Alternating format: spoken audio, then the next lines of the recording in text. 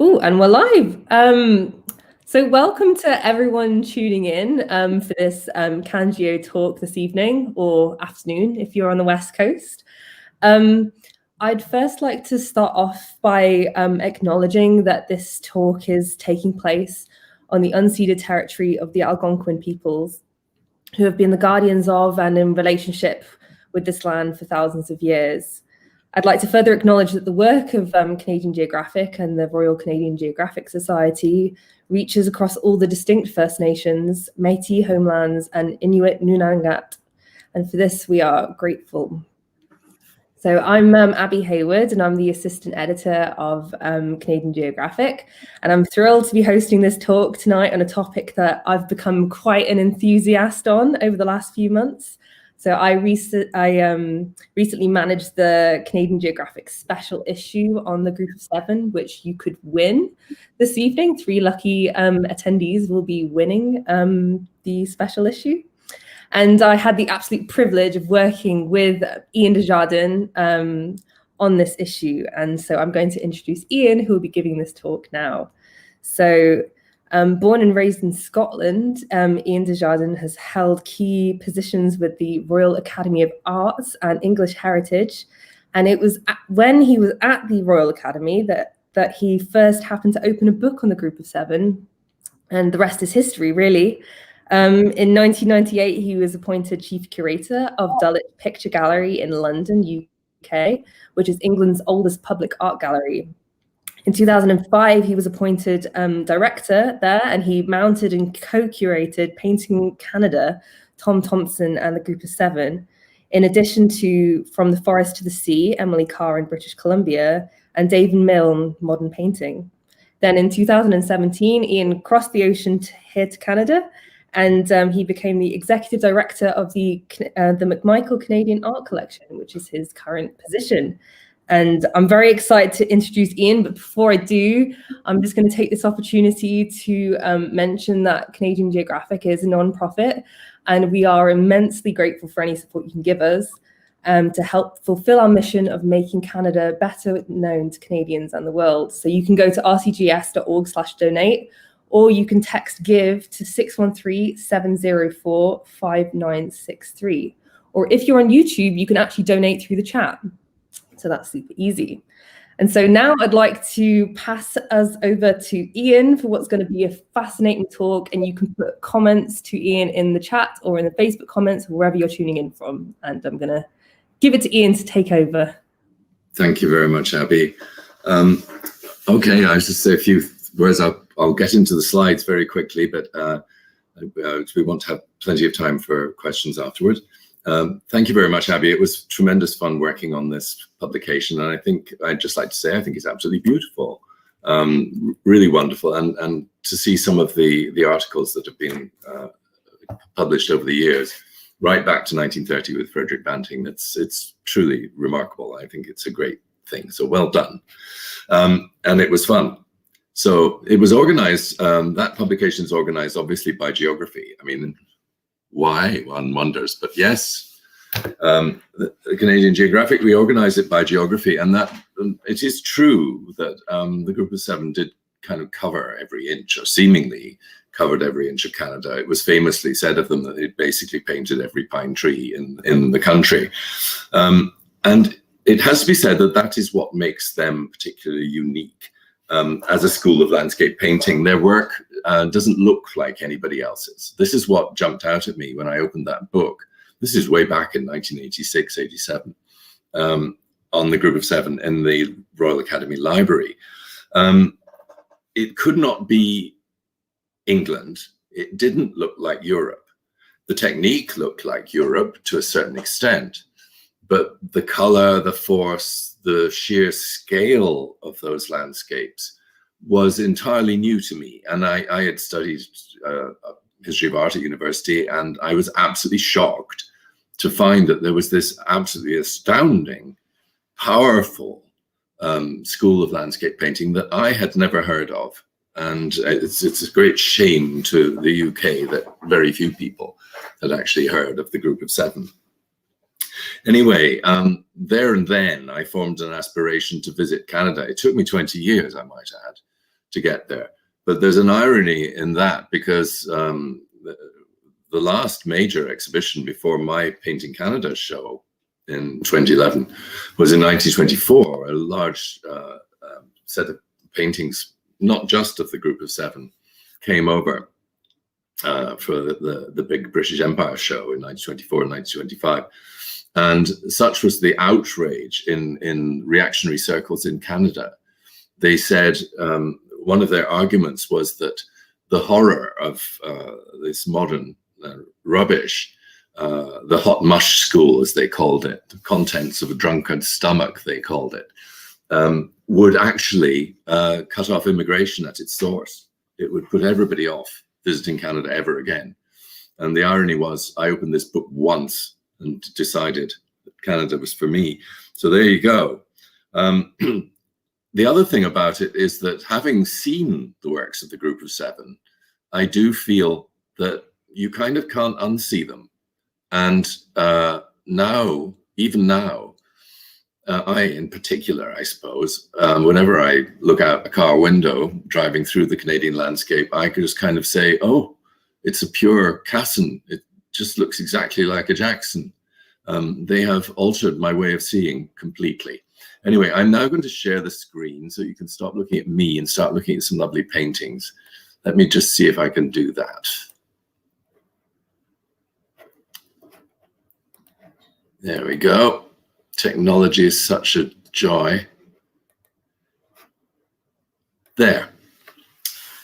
What a way to start. Jim McDonald's Forest Wilderness. It's one of the great masterpieces at the McMichael. And I kind of wanted to start with, you know, one or two greatest hits, because I know everyone wants to see these things. They're so beautiful. This sums up my first impression of the Group of Seven. And it was indeed a McDonald that made a primary impact on me when I opened that book so long ago. You can see in the way it's painted that it's painted in ways that owe quite a lot to the post-impressionists, ultimately to Van Gogh, I think, but Gauguin as well, certainly there. So in terms of its technique, it's kind of European, but the scale of it, this huge vista seen from on high with a little glimpse of the Canadian shield at the bottom, and please note the sumac in glorious autumn color there. It could only be Canada. And even if you don't know Canada, you know that it's nowhere else. Let's put it that way. I find it fascinating that, in fact, A.Y. Jackson was on that same ridge at the same time. They were both in Algoma. They had gone there really, I think, as an antidote to the horror of the war. People were just recovering from that. Jackson himself had come back from, he had fought in the trenches, in fact, and then had become a war artist. He returned in 1919, and so he joined Harris and MacDonald on the train up to Algoma. They didn't want to go to Algonquin Park because Algonquin Park belonged to Tom Thompson. And that was the other great galvanizing tragedy of that decade. The accidental death by drowning of Tom Thompson in 1917. And I think they were working out their grief in many ways in Algoma. And for the first time, they climbed upwards and looked down over a panorama. Now, the fascinating thing to me, let's just look again, is that they're effectively 100 yards apart on this ridge. They were painting on the same day. This would be the sketches from which these major paintings were then worked up later in the studio. Nonetheless, the vista could not be more different. Now, we all know that the weather in Canada can change on a dime, got to get it right, can change on a dime, but even so, I think there's something else going on here. And what it is that Jackson actually confessed to his niece that the original sketch for this painting did not contain either the snow or the blackened stumps of trees in the foreground. He added that later. Now, if you mentally remove the snow and the black stumps from this, it would look very much like McDonald's painting. And I think what you have to think here is that Jackson was in many ways a more theatrical painter. So he's adding, if you like, a narrative on top of a view. But also, I think it's not too far-fetched to say that he is remembering the battlefields of Flanders and France. This painting, I haven't labeled it, but it's in the Canadian War Museum, and it's by Varley, and it's called German Prisoners. And Varley was a very powerful war painter, war artist, as was Jackson. And this vista, the idea of the churned up landscape of the Somme and elsewhere, Passchendaele, with these shattered trees, did enter the global consciousness after the war. Indeed, as David Milne discovered when he visited, he was working as a war artist as well, but after the war had actually finished, he went out to record the battlefields. And he discovered that there was a thriving tourist industry selling postcards of churned up fields and broken trees. This was not ghoulish, I don't think. It was people were visiting the site where so many of their loved ones had died, and there was an industry in place. But I think Jackson's trees can only be a kind of memory of what he had recently seen. And Varley, who was also there as a war artist and saw with his own eyes these extraordinary scenes, wrote back to Arthur Lismer. And I've got the quote here. I tell you, Arthur, your wildest nightmares pale before reality. I want to paint sunshine and burning golden leaves and blue waters and laughing faces. Well, the bit in yellow really says it all. And I think we should remember that for a generation emerging from the horrors of the First World War, sunshine and burning golden leaves and blue waters was kind of therapy. They were very interested in art therapy. It was a way of healing what they had lived through before. And you couldn't have a better illustration of this, I think, than October Gold by Franklin Carmichael. There it all is: the golden leaves, the blue, and this extraordinary autumn scene. The sheer joy of this vista from 1922 sums up so much of what the Group of Seven were all about. And here's the little sketch that goes with it, which I always show together. I mean, it's tiny in comparison, but just to make the point that most of these, in fact, all of these great paintings by the Group of Seven were usually preceded by a tiny sketch like that. And that the artists generally produced far more sketches than they produced finished paintings. When you think of Tom Thompson, who was the great model in this regard, Tom Thompson produced some, 35 large-scale finished canvas, oil on canvas paintings, but he produced something like 550 to 600 tiny oil sketches, and that's in a career that really only lasted 4 to 5 years max. They were out in the wilderness painting on a tiny scale, because obviously they couldn't paint on a large scale when you're packing everything on your back and living in a tent. You had to work on a small scale. And I've said it before and I'll say it again, the Great Canadian Oil Sketch is one of the most magnificent things that comes out of Canada. It's unique to Canada in many ways. And so I just wanted to draw one's attention to that. The sketches are sheer gold. And I just thought I'd include this as a reminder, really to stimulate some conversation. These are photos from probably late 1918, early 1919. And just as a reminder that, you know, we're all living through a pandemic at the moment, and so were the Group of Seven, so was this generation. The Spanish flu broke out in 1918, and the second wave of the Spanish flu in late 1918, early 1919, had morphed into something infinitely more dangerous and killed many, many people. 50,000 people died from the Spanish flu after the armistice had been signed. And people like Varley and Jackson coming back from the battlefields were coming back into a very different kind of battlefield. And this is all too familiar to us all, of course.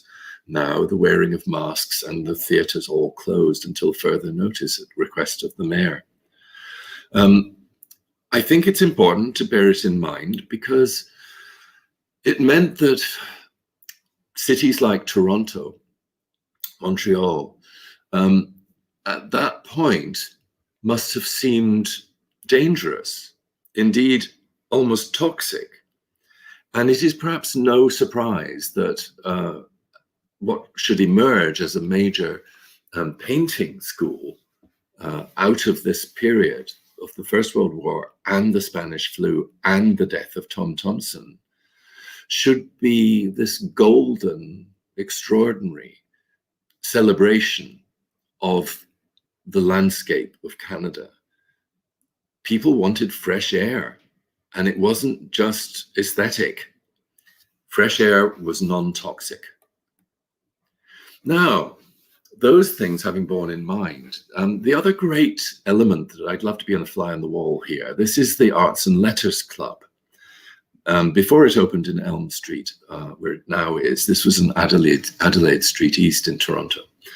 And it reminds us of the real importance of simple chat. The 1910 to 1920 was one of the most extraordinary decades of the 20th century. So much happened, not just the war, but also the post-impressionist shows.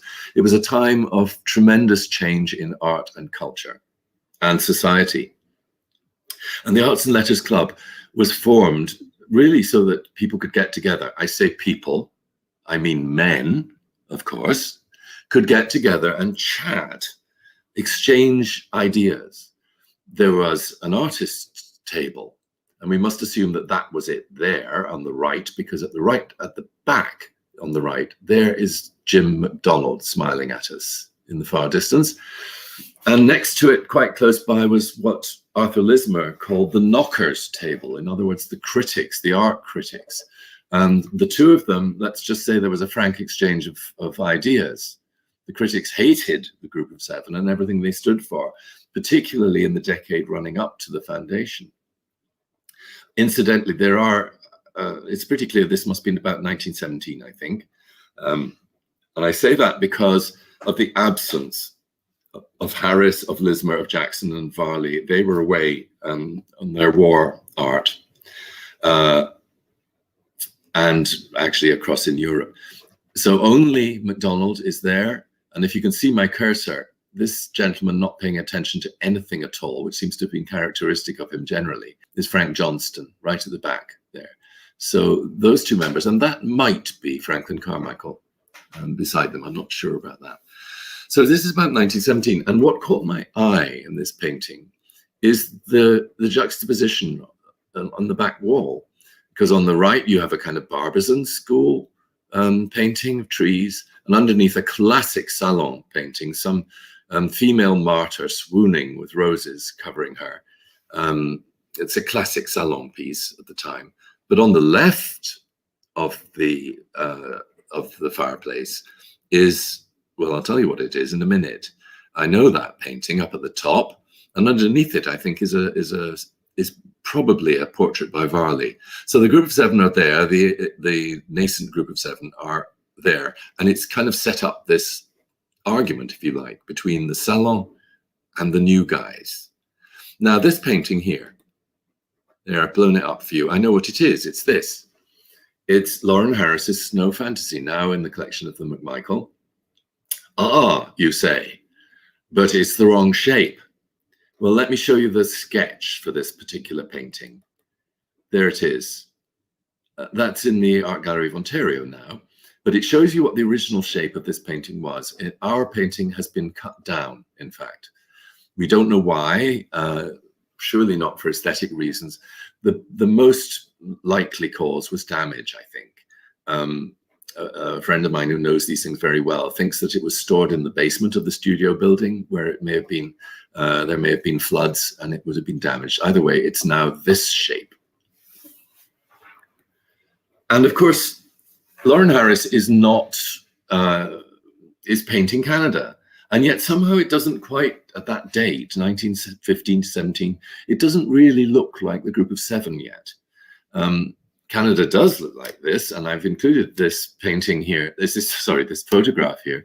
This was taken by a member of our art hanging team just 2 or 3 days ago at the McMichael.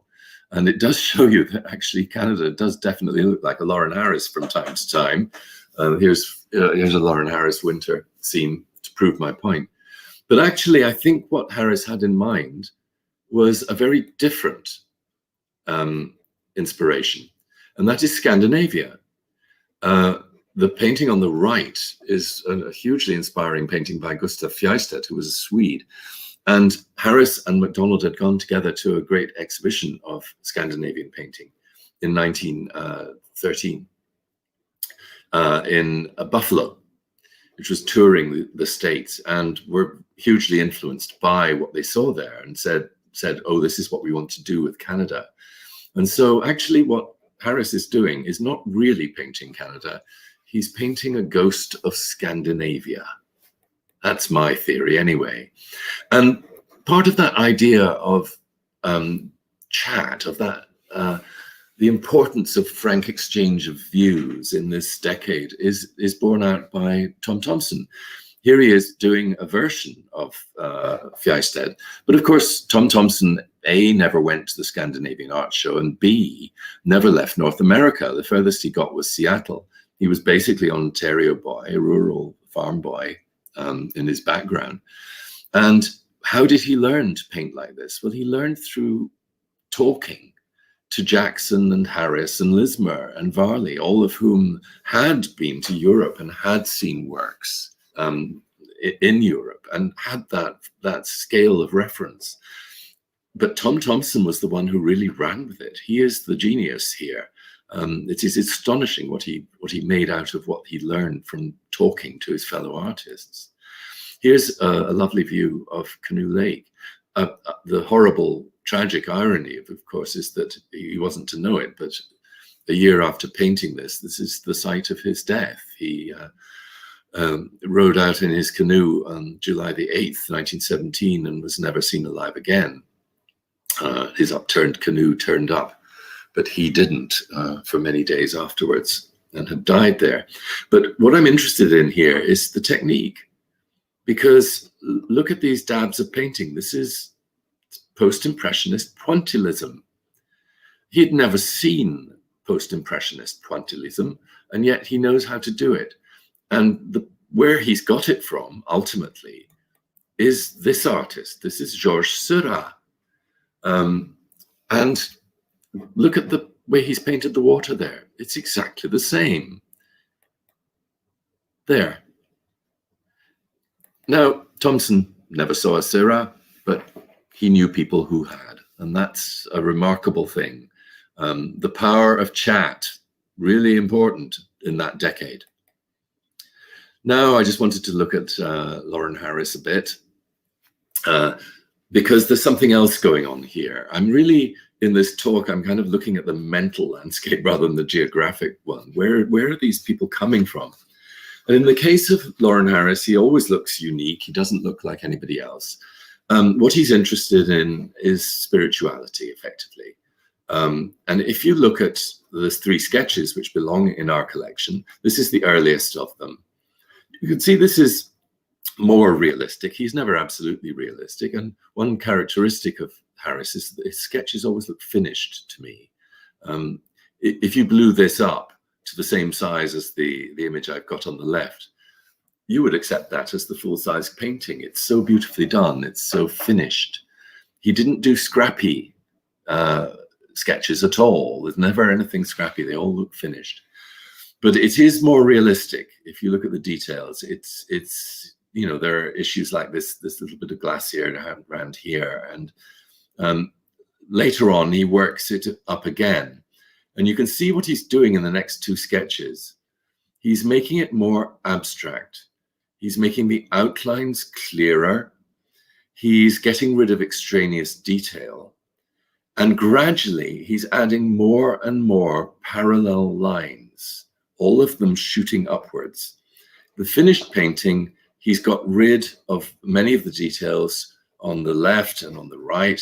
He's added again this cloud at the top, but he's got rid entirely of that little kind of comb-shaped detail in the middle of the mountain and replaced it with yet more parallel lines. The end result is a bit like a piece of carved furniture. He's imposing order on the landscape. And the reason he's doing that is, I think, tied to his theosophical beliefs. He and Lauren and Arthur Lismer joined the Theosophy Society in 1924. They had read all of the literature, Kandinsky, they'd read Madame Blavatsky, they'd read Annie Besant. And if you want a quote to go with this painting, I can give you one. There it is. Thought Forms, Charles Ledbetter and Annie Besant from 1901. And what they say is, in many respects, the work of art was a materialized thought form of the artist, containing a spiritual significance and adhering to the three principles underlining all thought forms. 1, quality of thought determines color. 2, nature of thought determines form. 3, definiteness of thought determines clearness of outline. If you wanted a painting to illustrate those 3 points, you could do no better than Mount Lefroy. And that color thing, I put in a note here. Colors had spiritual significance. Yellows equals higher intelligence. Blue equals spirituality. Pale azure equals union with the divine. Now, if we just go back one, now you'll notice that the great difference in Mount Lefroy is yellow. He's added yellow at the top where no yellow was before. And furthermore, he has yellow cascading down the side of the landscape. The rest is all blue, a little bit of azure in there as well. This slide, I have to say, doesn't quite do it justice. It's much brighter. And there you have it. Yellow equals higher intelligence. Now, you may find that far-fetched, but actually, no, Lauren Harris really did think things through. He was an incredibly intellectual artist. I've put this in just as a kind of one-off, Lake Superior Country by Jackson. This is the most extreme, the most radical that the group of 7 ever get, I think. And again, you'll have to forgive me, but I think it's a Scandinavian quote here. Jackson was hugely sophisticated. He had spent many, many years in Europe, in France, in Italy, in Germany. He had traveled widely and was a very, very sophisticated impressionist painter, really. But he'd seen everything. And what he's quoting here, I think, this is my opinion, is the scream. Not precisely, of course. This is probably one of the most famous paintings in the world, so famous that, in fact, we all use an emoji of this head very regularly in emails. It needs no further explanation, but look at the landscape behind. Those extreme colors, that stripy approach, the striations of orange and blue and yellow. That is very Jackson. There's Munch. And you may think I'm just being extreme, but actually there is a link. And the link is Franz Skarbina. Franz Skarbina trained Lauren Harris. Lauren Harris trained in Berlin in 1904. And he was in the studio of Franz Skarbina. And who is Franz Skarbina? Well, he's an impressionist, German artist.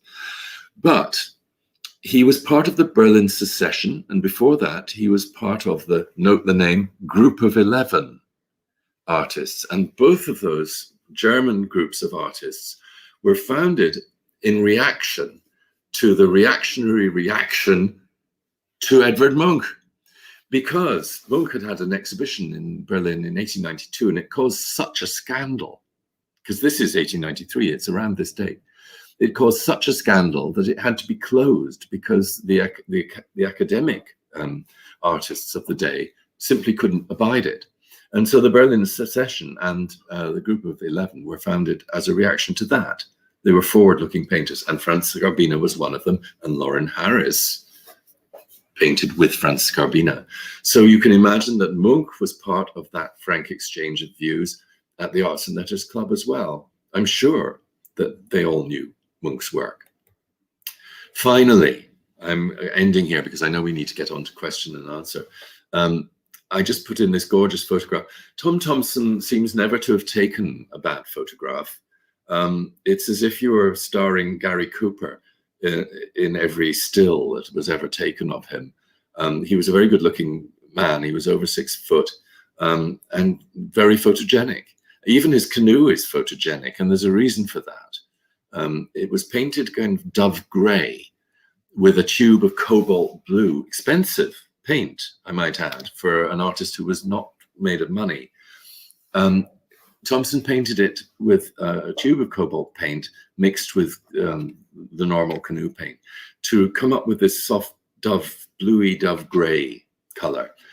And I confess that when I first heard that, I thought, oh, typical artist, you know, so aesthetic. But as I've got to know Tom Thompson's work better and read more about Tom Thompson, I've come to the conclusion that practically everything aesthetic about Tom Thompson is often to do with fishing.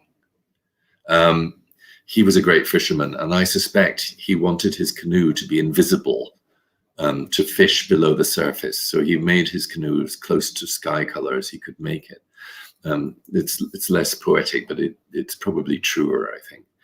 Anyway, Tom Thompson is the last piece of the jigsaw, the mental landscape, I think we need to consider in the founding of the Group of Seven. Not just because he was a genius. He took the Canadian oil sketch to places it had never been before. He moved from being a slightly dull Sunday painter to one of the greatest painters Canada has ever seen, working in this vibrant, bright style, working quickly, working instinctively. And everyone had been talking about finding a language in which to record the Canadian landscape. Well, Tom Thompson just went out and found it. And I think in a funny kind of way, it was not just the influence of his work, which they all knew. They went on sketching holidays with him regularly. He was a good friend of all of the future Group of Seven. I think his death played a part in it too, because it was so shocking, such a tragedy. McDonald in particular had been a mentor, and he was deeply affected. Lauren Harris was deeply affected. They all were. Jackson had been a friend too, Franklin Carmichael. They'd all shared time and space and experiences with Tom Thompson. The interesting thing was that in his shack, the shack which is now at the McMichael Canadian Art Collection, but was then in the studio outside the studio building in Rosedale in Toronto. In his shack were some 300 sketches that needed sorting through, and McDonald and Harris took that job on, and it must have been excoriating for them, a horrible experience, but on the other hand, a totally revelatory experience for them. And I think had he not died, they might not have realized quite how important his work was to be for them.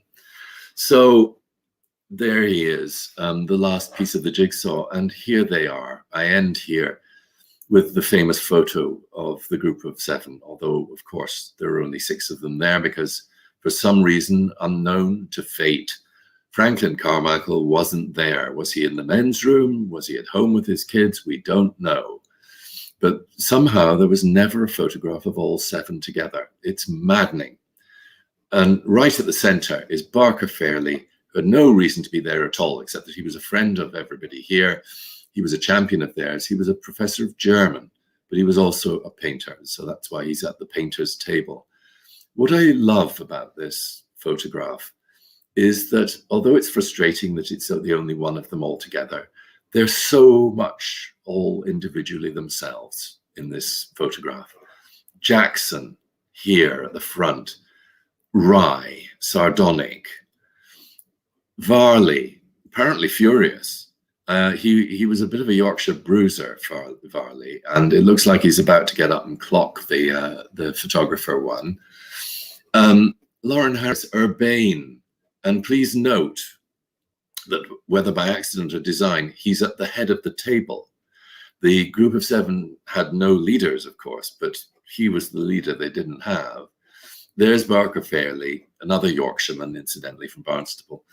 And next to them, Frank Johnson. And look again, he's not paying attention. He's always looking at something else. And it's a perfect metaphor for his performance within the group of seven. He was there for barely a year and then disappeared. It's as if he's permanently not paying attention to what the others are doing. Lismer there next to him. And that's a beautiful image of Lismer. He's clearly amused. He's amused at Varley's reaction. And that sums him up perfectly. McDonald, finally, on the right, always aware of the camera, and a kindly man, I think. And that always comes across in the photographs that exist of him. It's the only one we've got. And actually, I have to say, I'm pretty pleased with it. If we were only going to have one photo of them, I think they did well somehow. I will end there and hand over to Abby at this point, I think, to take some questions. Thank you. Thank you so much, Ian. That was so fantastic. I think it's really interesting when we talk about kind of historic painters, and I think a lot of Canadians will recognize the iconic art of the group of seven and not know that much about the men behind the paintings who had their own lives and their own personalities, and that comes through in the canvas, but it comes through in these amazing photographs as well. I think I was really struck by the photograph of them all wearing the masks, which we are now wearing as a part of our normal lives. And of course, the world that they were living in is kind of similar in that respect to the world that we're currently inhabiting. Yeah. So I'm going to take some questions, which you can put in the chat. And I'm going to kick us off with a question, which is, I've always thought of these paintings as huge works of art, and it's astonishing to realize the sketches start out so small. Yeah. You know what kind of challenges the group faced in scaling up from the sketches to the final products? Well, yes, and it is actually, that's a really interesting question, because in fact, all of the group and Tom Thompson, who is the kind of great master of the sketch, I think probably unparalleled. I mean, McDonald gets close to him, I think, and they all were masters of the sketch.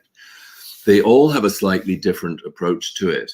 And I think probably they scaled it up in the traditional way. And that is actually to use a drawing and to put a grid over it. You know, and once you've got the grid, you then enlarge the grid and transfer the image to the final canvas. It's as simple as that.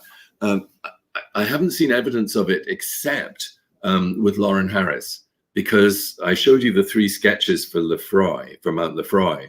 We actually have the original drawing as well. There's a drawing of it that exists, and that drawing has its grid on it. So we know that Harris certainly used the traditional grid method, and that method had been in place from the 15th century onwards. That was what Renaissance artists used as well. And they were all, this is another thing that I didn't emphasize as much as I possibly should in the time I have, but they were all academically trained, apart from Thompson. They were all extremely experienced artists. We tend to think of them as this kind of young group of young Turks, you know, in the setting out in 1920. In fact, you know, the youngest of them was Franklin Carmichael, and he was already 30 then. They were all thoroughly established. Lismer, Varley, and Carmichael had all studied in Antwerp at the Académie des Beaux-Arts. Jackson had been a professional painter for almost 2 decades before joining the group of 7. And similarly, Harris had his academic training in 1904 and before. So they were all thoroughly trained. So I think that's one of the things you learn. If you go through an academic training, you learn how to scale up images. And they must have done it that way, I think. Right. Another question from Grace on Facebook was, how did the mental landscape of the group change after Thompson's death? Well, this was it. As I say, I think that it isn't just the tragedy. I mean, people often, you know, say, you know, how affected they were personally, emotionally by his death. I think it was more than that. I think, as I say, it made them come to terms with what he had to teach. The thing about Thompson was that although he was good company, by all accounts, And he did go on sketching trips with all of them at one time or another. And everyone was deeply fond of Tom Thompson, deeply shocked by his death. He was also a bit of a loner, and kept himself to himself. He was one of the first people to have a studio in the new studio building that Lauren Harris built in Rosedale, the first such studio building in Canada, I might add. And he took a studio there, but he couldn't afford it for very long after the first year. And so they moved him into this wooden shack outside. And he was very prone, Thompson, to give away his sketches. If anybody came in and said they liked them, because he didn't really value them himself, he would give them away, much to the fury of the group of seven, future group of seven, who eventually started kind of conniving between themselves to try and stop him giving these things away, because he didn't put value to them, but they did. And I think after his death, they had a good long look at what Tom Thompson had achieved. And one of the things that he achieved that really changed things for them was that he veered away in those sketches from the picturesque. In other words, he wasn't just, obviously, paintings like the Jack Pine, it's a tree and a lake and a whatever. It's a vista, if you like. But the real revelation was how he just looked at whatever was beside the path. In other words, he would stop in the middle of a hike, plonk himself down on a tree stump, and paint whatever was in front of him.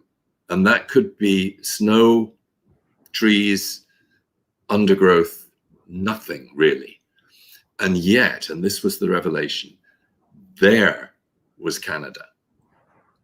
It was a complete revelation. They'd been searching so hard for the right kind of subject matter, the right way of painting, the kind of vitality they wanted. And Thompson just got it. Out of nowhere. He was the only one that didn't have that training. He got it through talking to everybody else and got to the finishing line before they did. And I think coming to terms with that, they couldn't face going back to Algonquin Park because it was his. They went to Algoma, and in Algoma, over the next 3 or 4 years, really the language of the group of seven is honed in response to what Thompson did. It's impossible to overestimate it, really. We have another question from Alison on YouTube, and she says, can you tell us something about Castan, who is her personal favorite? Yes, I'm sorry, I missed Castan out. I didn't really have time to get on to Holgate and Castan and Lemoyne Fitzgerald. He's one of my favorites too, I hasten to add. I love Castan. He was far younger than the rest of them, so that he was, in fact, in his early 20s, very early 20s. He was going to 22 when the group of seven were formed. And he didn't join until 1926. He joined to kind of cover the gap left by Johnston. Johnston, was there for about 20 minutes and then disappeared off to Winnipeg. And the interesting thing about Johnston is that it's often assumed, and I think this is right, that Johnston left because, in fact, he was more successful monetarily on his own. It's amazing to us now, but we have to bear in mind that, in the 8 exhibitions in Toronto, there are many exhibitions outside in the US particularly, but those 8 group of 7 shows in Toronto over the 12 years that they existed, the sales were minuscule. They really didn't sell. They never found a market. It was picking up by the end, but really, you expect these things to be incredibly valuable as they are now, but they weren't. So Johnston actually, the same year as the first group of 7 show, which opened on May 7th in 1920 and was only up for a month or something. Later that year, Johnston had a show of believe it or not, 200 works. He was prolific at Eaton Brothers, at the department store, and sold really well. So Johnston obviously thought there was no future in tying himself to this radical group who clearly weren't popular with the critics, because the critics were absolutely vile about the group of seven, and decided he'd do better on his own, and then was given this teaching job in Winnipeg, and he never really joined. He never joined again, and didn't fall out. He was always friendly with them, but he didn't want to be part of a group. He wasn't clubbable in that way. Castan, therefore, by 1926, was 28 years old. He had proved himself. He was a dear friend of Franklin Carmichael's all his life. And Carmichael, he was an assistant to Carmichael, in fact, at Rouse and Mann, and then at Sampson Matthews, the other commercial firm that they moved on to. And Castan had a long career in commercial art, in fact. He ended up as a kind of artistic director, taking over from Franklin Carmichael at Sampson Matthews, and ended his career as that. He is particularly interesting, I think, because he's often seen as kind of, in the cruelest possible way, I've heard him described as kind of the paint by numbers group of seven artist. It's like he does a very good group of seven, pastiche. And this is utterly untrue and utterly unfair. Castan is a wonderful artist, and he has a completely individual sense of color and of design. And I think that's the issue.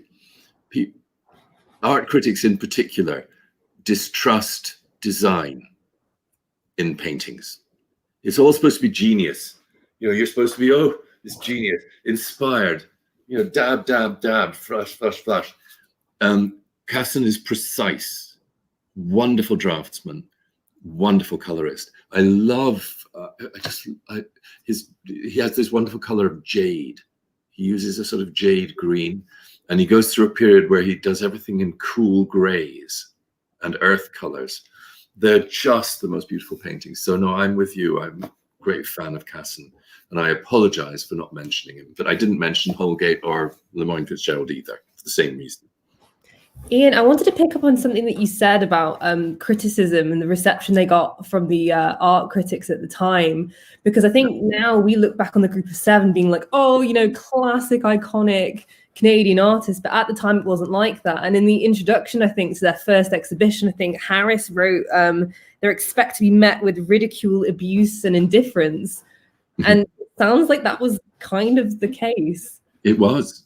No, I mean, I have to say, if you want a good laugh, you want to read, I'm sorry, being very disrespectful to Lauren Harris, but if you want to read a catalogue essay for a good laugh, it's his first essay in that catalogue in May 1920, because, I mean, the quote you've just given us is just the tip of the iceberg. He basically says, in that essay, he says they expect to be abused, that all art critics are fools, the art public don't know what they're looking at, the so-called cognoscenti are absolutely shallow and useless, and we hope you enjoy the exhibition.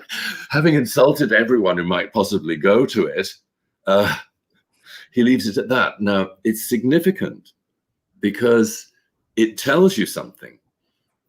That essay is a reaction to what they know will be the critical reaction. And they had very good reason for knowing that, because they were, as you know, at the Arts and Letters Club, exchanging abuse with the knockers table next door to them. They knew what the likes of Hector Charlesworth and Gadsby thought, the leading critics of the day. Hector Charlesworth is a kind of unreconstructed Dickensian Victorian. And it is he, I think, who came up with Hot Mush School. No, maybe that was Gadsby. But the idea of it, of the mild-mannered McDonald's paintings looking like a gob of porridge and the contents of a drunkard's stomach. And, you think trolling on Twitter is abusive today. I mean, what the Group of Seven had to put up with in terms of abuse would turn your hair blue. Yeah, it is kind of wild. And like, I didn't realize that until I read the introduction of your book. And then I was like, no way, that art is absolutely. And it went on, actually. As I said, I mean, it is extraordinary that in 1924, when they were a great hit at the British Empire show in London. It was, ironically, it was in London that the British critics responded very positively to the Group of Seven. They stole all the thunder of that exhibition. And the Group of Seven were quite canny. They then used the critics' responses from London back in Canada as a comparison to what they were used to receiving in Canada itself. And so they used it against the critics. Of course, by 1928, 1929, because the Group of Seven show had become a regular thing, the criticism had died away a bit. And oddly, by 1932, when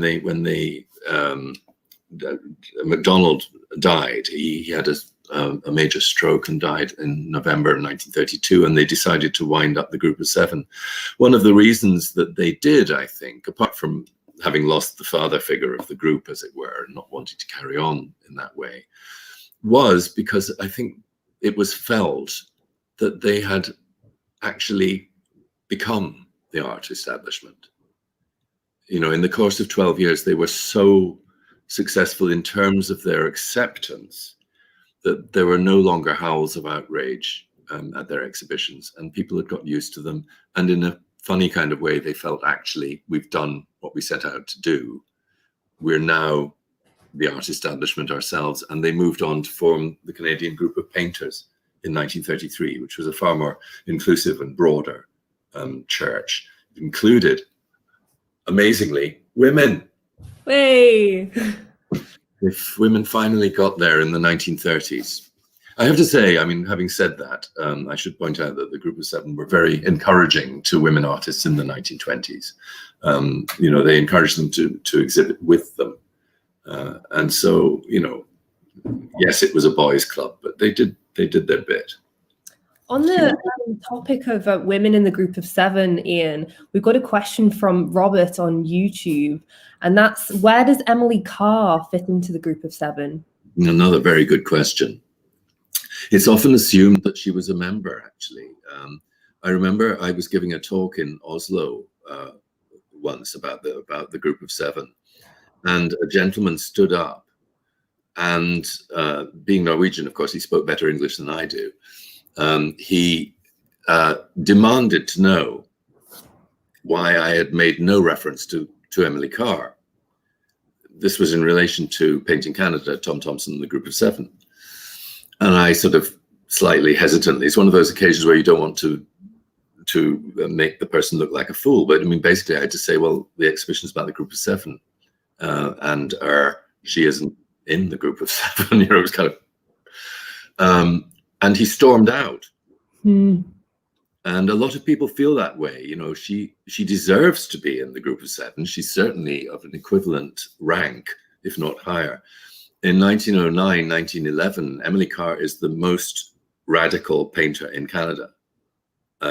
And not accidentally. She'd trained in San Francisco. She'd trained in England for 4 years. She trained in France for 2 years. She had sat at the feet of fauve artists. She was so far ahead of the game, it was astonishing. But she was in Victoria, and on the other side of the planet, virtually. I mean, it's difficult for us to imagine, without plane travel. I mean, it was far, far away. She was on the edge of the universe. And the people of Victoria were not ready for her. Neither were they ready for her in Vancouver. And she basically in 1913 tries to sell paintings, fails, has an exhibition, and gave up painting apart from sort of Sunday painting, for 15 years. For 15 years, Emily Carr becomes the most bad-tempered landlady in possibly in the Western world, I think. Frustrated raising dogs, raising sheepdogs. That's what she did. She gave up.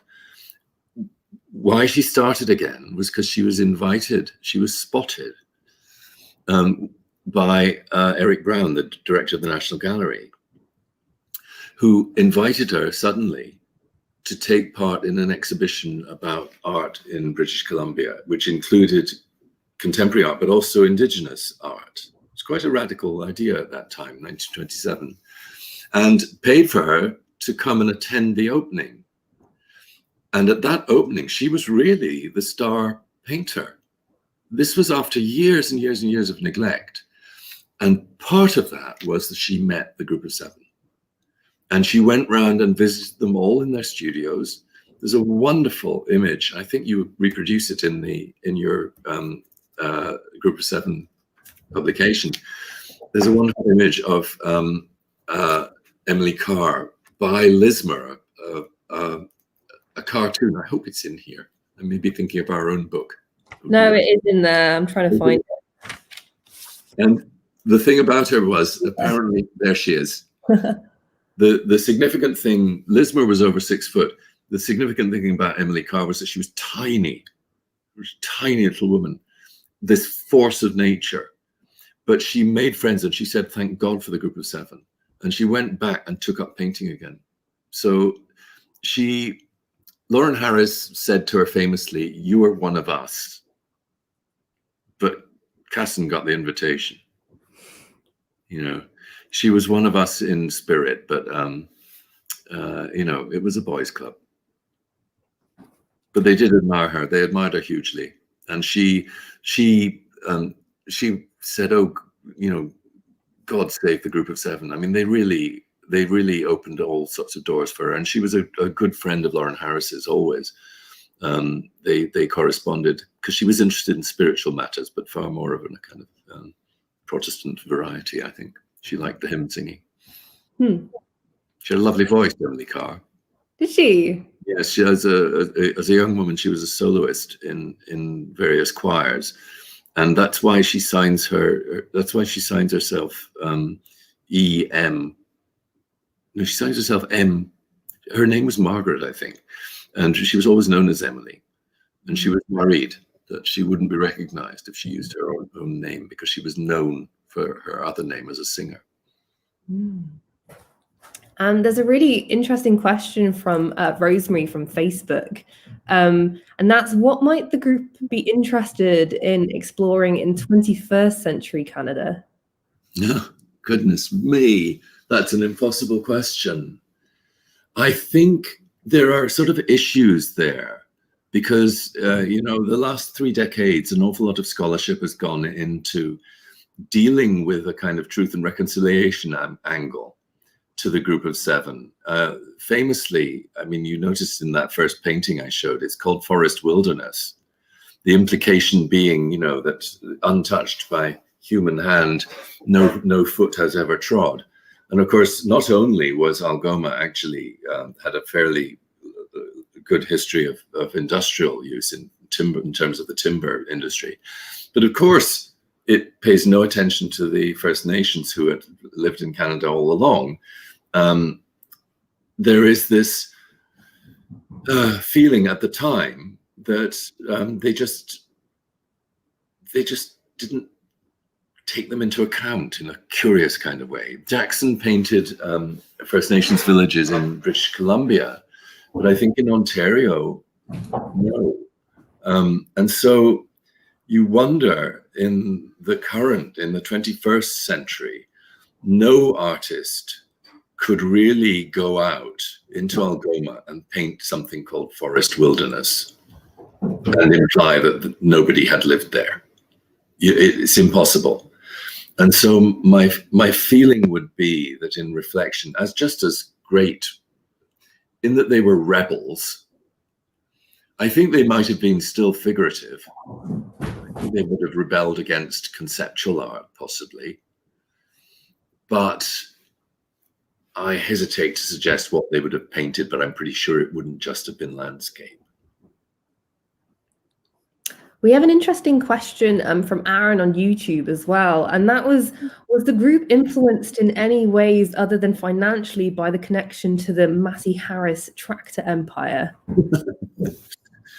Well, no. Do you know Lauren Harris? I mean, that was his family. He was one of the heirs to the Massey Harris farm machinery family, and that was his money. But actually, he, as far as I can tell, he did not use his money in a kind of, I think he was wary of, as you would expect, funnily enough, of it being seen as insulting in some way.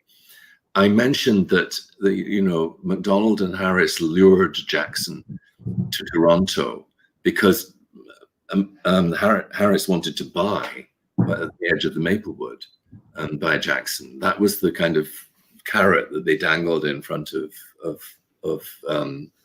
Jackson. But although he certainly acquired works by his colleagues in the Group of Seven, he in no sense funded them as artists. He did pay for the studio building, and that was a major thing. I mean, it still stands today, and it's a big building. It's a huge investment. But even that, he brought on board Dr. McCallum, who was an early supporter of the Group of Seven, an ophthalmologist, and gave the credit really to McCallum, but it really was Harris's money. I think he was quite sensitive about it. So I don't think you could think of him as bankrolling them. And in fact, quite the opposite, because all of them had to have jobs. They all, even Jackson, who got nearest to being self-sufficient as an artist, even he did the odd bit of commercial work and teaching here and there.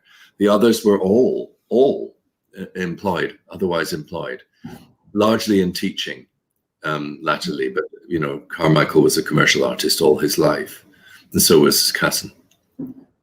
So yeah, you couldn't survive on being a Group of Seven artist. So Harris was not using his money in that regard, and Varley damn near starved. He drank it all, I think, mainly. Sorry, but he did. Kind of on topic.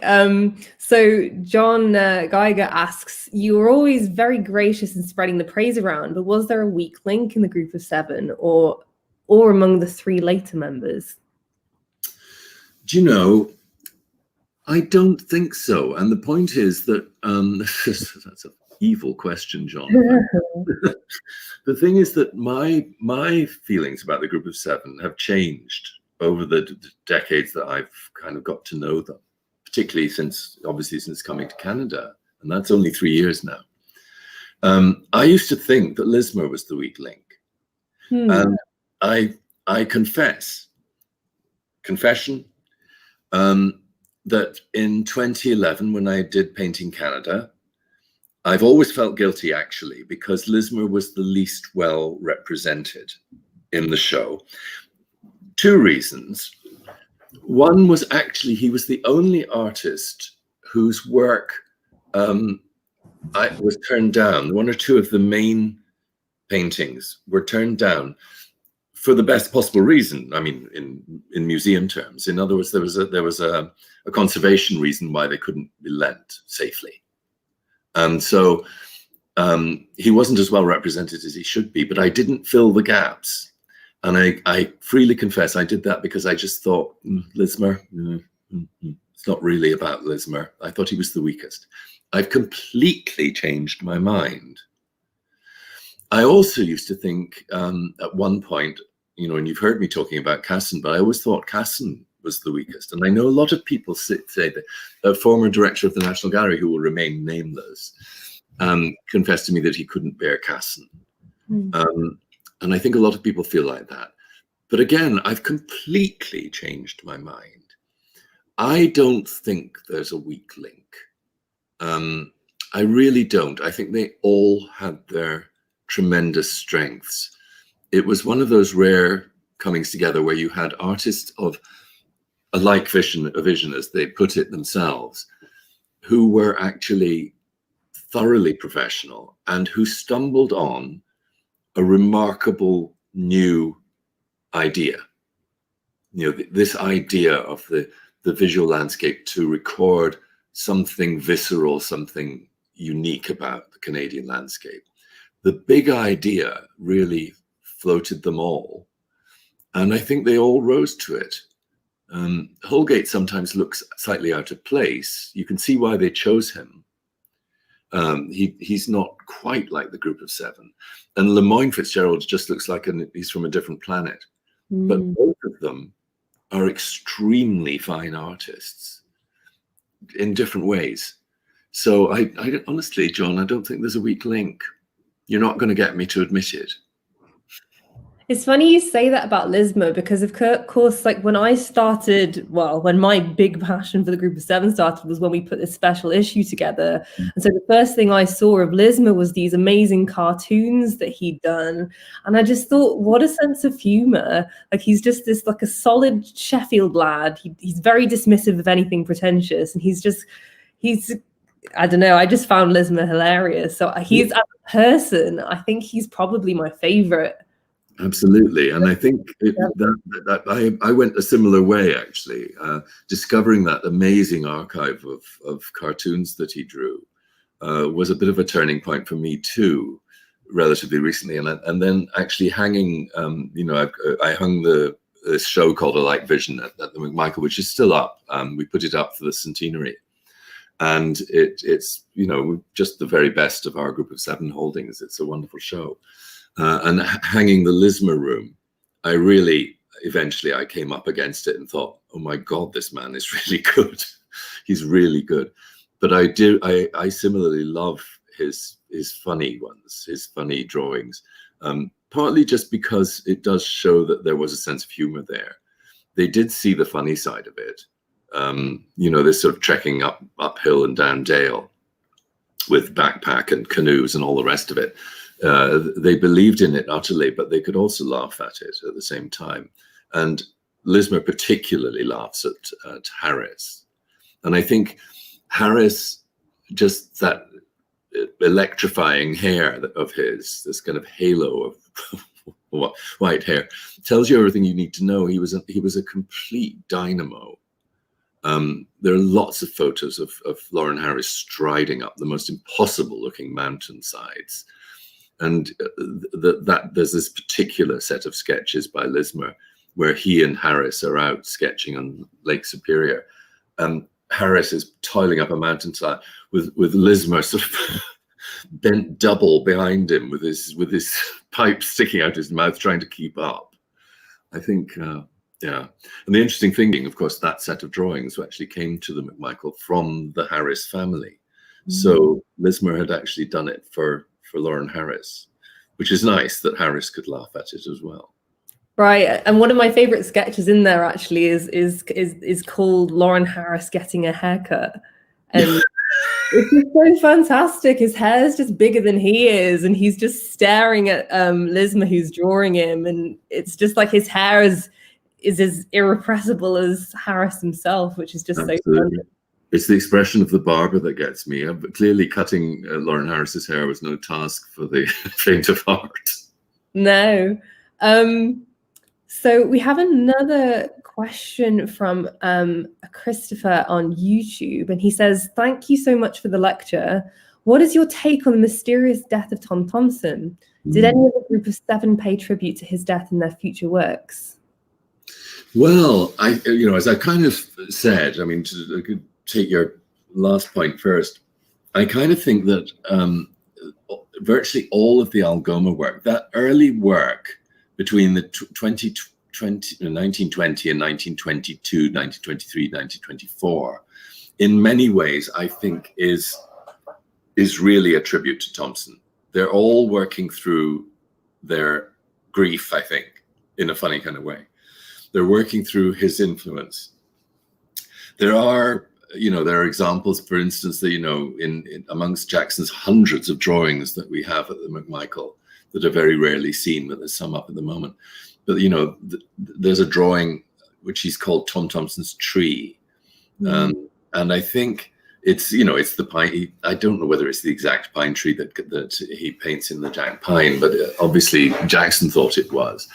And Castan later on does his white pine painting, which is quite clearly a tribute to Tom Thompson. It's his own version of the Jack Pine. Certain elements of Thompson's oeuvre, the stuff that's become iconic, the West Wind, the Jack Pine, those kind of things, they recur as themes in the artist's work thereafter. They all do a version of it one time or another. I think that's where the tributes lie. My own idea of his death, frankly, the horrible thing is that we'll never know. And it is the reason why there are so many conspiracy theories, so many different theories. I mean, the only one that hasn't been suggested is that he was plucked up by aliens. Everything else has been suggested for the death of Tom Thompson: murder, suicide, manslaughter, accident. And any one of them could be the case. We'll never know. The oddity of it is, of course, everyone knows that he was a thoroughly experienced canoeist. The weather on the 8th of July was drizzle, but it wasn't stormy. The lake was clear. And so no one knows. He disappeared behind an island and was never seen again, and nobody knows what happened. And nobody can know until, unless by some astonishing accident, it turns out that someone witnessed the canoe turning over and wrote it down and then never bothered to tell anyone. That document is never going to turn up, I'm afraid. So your guess is as good as mine. There's so many elements to those last days of Tom Thompson's. But one thing you can say is that he was plagued by black flies, that's for sure, in those last days. He complains in one of his letters that the dope doesn't work. He can't get rid of them. So he could have been attacked by black flies and accidentally tipped over. Who knows? But there are other issues ahead. There have been so many conspiracy theories, and there's very little actually to go on, frankly. So I prefer to leave it as a mystery, I'm afraid. Right. I think probably this might be the sorry, I've got a cat that's trying to climb up. Please. That big group of 7 fans, clearly. Yeah, I'm going to have to get a cat. I feel left out. Everyone I speak to on Zoom or on other streaming devices has a cat, and I'm the only person who doesn't. Oh, well, I would recommend, even when they're trying to Zoom bomb, they're very, very lovely. Anyway. So the last question is from James Little on YouTube. And he says, the impossible question to answer: what group of 7 painting would you want in the desert island scenario? Well, I might have given myself away, I think. I mean, that is a really evil question, I have to say. But do you know, my guilty secret, and I say it's a guilty secret because I feel like not many people share my enthusiasm, but my favorite of them all is Franklin Carmichael. Who knows why? I love his work. I love the fact that he is so excellent at everything he does. He's one of the greatest Canadian watercolorists ever. But it's his oil paintings that I really love. But he was a wonderful printmaker. He was a wonderful illustrator of books. Everything he did beautifully. And he's such a quiet kind of character, I think. I find him fascinating. And nobody could capture sparkle on water quite like Franklin Carmichael, except, of course, Tom Thompson. And he was a dear friend of Tom Thompson's. And when Franklin Carmichael got married in 1915, Thompson wrote to him and said, take your pick of any of the sketches in the shack. And he did. And we've got them at the McMichael, and he chose well, is all I'm saying. And I think Franklin Carmichael was particularly influenced by by Tom Thompson sketches. So the painting I would take to a desert island is October Gold. I started, well, it was the second slide in my presentation. For some reason, it just gives me utter joy. And it's the colors, it's the drawing, it's his very special technique, those kind of striations of color going backwards. And it's the control. I just love everything about it. Yeah. Yes, if you're missing from Michael, you'll know where to look. Exactly. And you're still open, right? Yes, we are. We are. I mean, you know, who knows how long for. You know, York region is kind of teetering, I think, at the moment. The numbers going up all the time, but we're still open. And we've just opened a magnificent, well, the Light Vision show is still on. Actually, I've done a lot of changes just in this last week, in fact, because there are some key paintings going off to Frankfurt for a major exhibition on the Group of Seven. Hooray! Hey. In Frankfurt. That's about time global domination. I've been trying for years. Anyway, they're going off, and so I've had to replace them. We have plenty of masterpieces in store, so that's not a problem. And I've had to change all of the works on paper. So it looks very different, actually, at the moment. It's lovely. So that's up. Tom Thompson is still up. I've got a major selection of his works up in one of the galleries.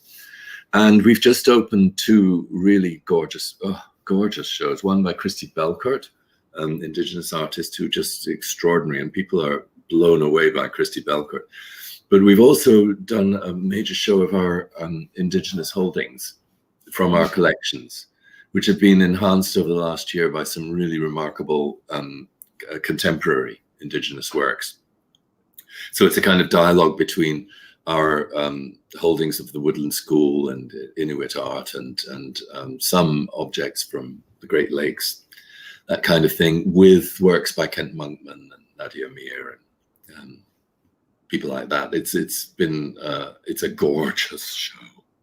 I mean, I would say that, wouldn't I? But frankly, the McMichael is just the most gorgeous place on the planet at the moment. Oh, well, it's good to know that, you know, you can still visit there. I mean, everyone be safe, wear a mask. And everything we can. You know, it's all beautifully controlled. And I've been, one of the great things, I've been so pleased the comments that we're getting. Obviously, we're following very clearly. Everyone has said, you know, how safe they feel in the gallery, and that's what we were aiming for. So I'm very pleased about that. And if you're not in the Toronto area, you can buy Ian's book, A Like Vision, which I've got behind me there. It's really amazing. There's just like the beautiful colors of the paintings, which Ian is holding it up. We have it twice. It's a bit of Vanka Trump of me, I have to say. No, but some stunning paintings and stunning photographs too that just show the group just as they were. And you can also buy the Canadian Geographic Group of 7 special issue. And 3 people who were watching the talk are going to be chosen at random. Yeah, thanks, Ian. To win a free one. So that's awesome. And yeah, I mean, another cheeky plug, like, we really appreciate your support, and you can support the Royal Canadian Geographical Society and the work that we do at rcgs.org/donate. And let me just say, I have to say, your publication, the quality of the reproductions is really, really good. And so is ours. I mean, we had to re-photograph a lot of these works, and we took a lot of care on the quality of the reproductions, and that was reflected in both of those publications. They're probably the best reproductions of Group of 7 I've ever seen, actually. So, well, I'd like to thank our designers too, like our designers that laid that out. I think they just did an amazing job. And thank you to you as well. And thank you to you for giving us such a wonderful talk this evening. I feel like you go down Group of 7 wormholes. I feel like I've, you know, slept and breathed the Group of 7 over the last few months, and I'm still finding out new things. And it's just an amazing world to delve into. And I'm sure that you probably feel the same. I'm still finding out stuff like every day. Yeah, absolutely. So, awesome. Well, thank you so much for joining us, and thank you everyone for tuning in, and I hope that everyone stays safe and that you enjoy the rest of your evenings. bye, everyone. Bye, everyone.